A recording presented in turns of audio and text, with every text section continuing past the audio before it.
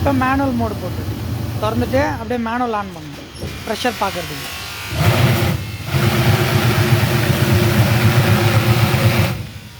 போடுங்க, திரும்ப போடுங்க.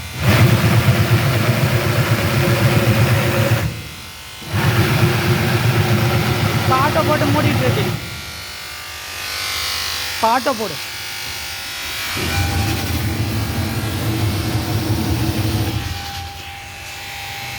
அவ்வளோதான், விட்டுருண்ணா.